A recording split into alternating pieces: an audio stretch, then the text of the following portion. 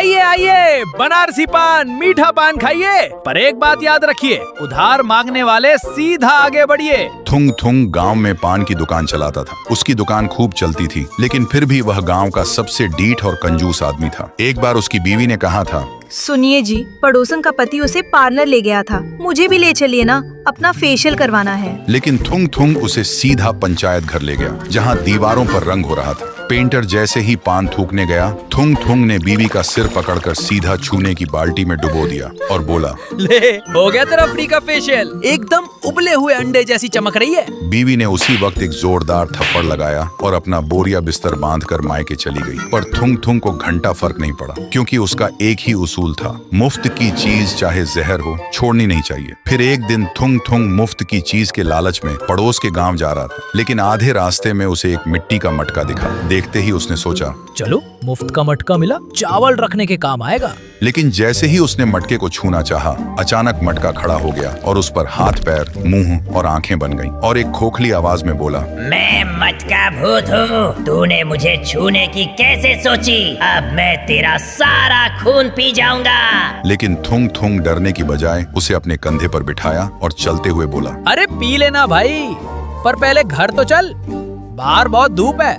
ये सुनते ही मटका भूत का दिमाग हिल गया। फिर घर पहुंचकर थुंग थुंग ने मटका भूत को जैसे ही नीचे रखा, उसकी आंखें लाल और डरावनी हो गईं और वह जोर से चिल्लाया, मैं तुझे कच्चा चबा जाऊंगा। लेकिन थुंग थुंग बीड़ी फूंकते हुए बोला, हाँ हाँ चबा लेना, पर उससे पहले ये सब्जी काट दे। और हाँ, आज से तू रात को अपनी ये लाल आंखें जला कर रखेगा, मेरा बिजली का बिल बहुत आ रहा है। भूत गुस्से से पागल हो गया, पर उसने सोचा, इसका मरना तो तय है, चलो इसकी आखिरी ख्वाहिश पूरी कर देता हूँ। लेकिन थुंग थुंग की डिमांड बढ़ती ही जा रही थी। कभी वह भूत से घर की सफाई करवाता, तो कभी उससे अपने पैर दबाता। और जब मटका भूत चिल्लाकर बोलता, मैं कोई नौकर नहीं हूँ, मैं भूत हूँ, तो थुंग थुंग हमेशा एक ही बात बोलता, देख भूत के बच्चे, मुफ्त में घर में रहना है तो काम करना पड़ेगा। बेचारा मटका भूत, जो 500 साल से लोगों को डराता था, अब वह थुंग थुंग से ही डरने लगा था। लेकिन एक रात जब थुंग थुंग गहरी नींद में होने का नाटक कर रहा था, तब मटका भूत चुपके से जान बचाकर भागने लगा।